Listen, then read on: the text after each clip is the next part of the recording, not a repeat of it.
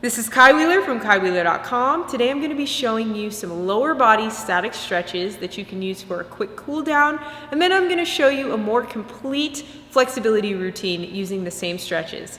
Static stretching is a technique that involves holding a muscle in an elongated position for 30 to 90 seconds. The objective is to lengthen the muscle tissue and improve flexibility. There are various ways to stretch these muscle groups, but I chose the stretches that I find to be the simplest and most effective for all levels.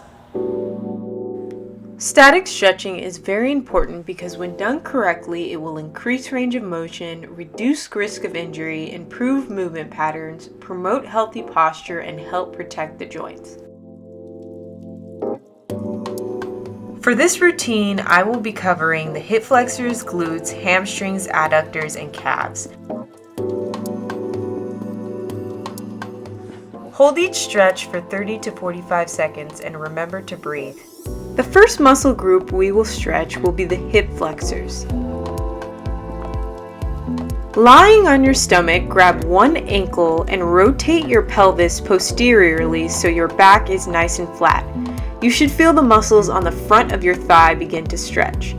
The benefit of this stretch as opposed to the standing hip flexor or quad stretch is that it allows you to relax instead of focusing on balance. Another more advanced way to stretch your hip flexors would be the kneeling hip stretch. Get into a kneeling position with one foot on the bench.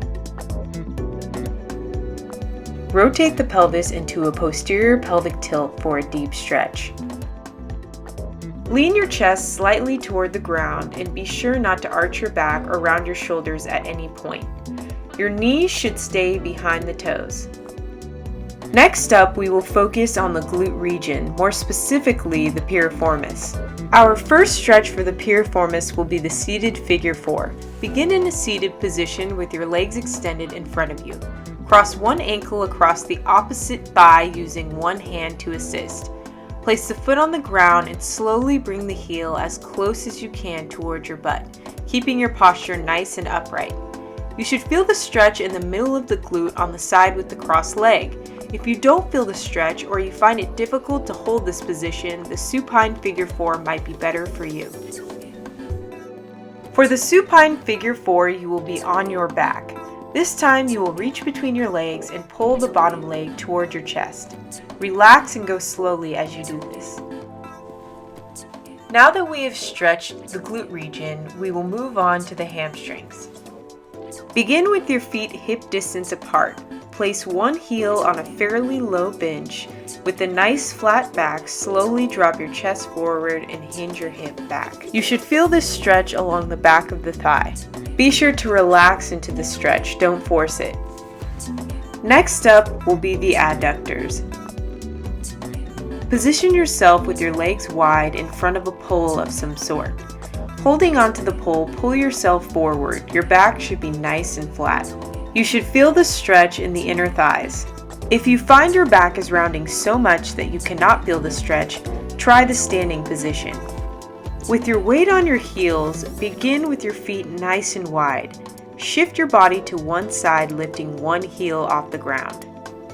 Rest your forearms on your knees for support. Be sure to hinge your hips back and, like I said, shift the weight back on your heels. You don't want your knee coming forward on the side that's planted. Last but not least, we come to the calves. For this stretch, you will need a towel or a strap.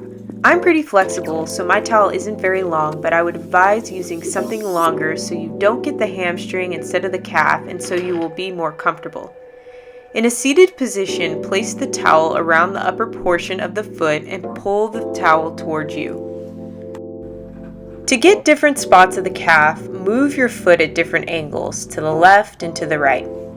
You should feel the stretch anywhere from just below the back of the knee to the Achilles. If you don't happen to have a towel or a strap handy, this next stretch will work just fine.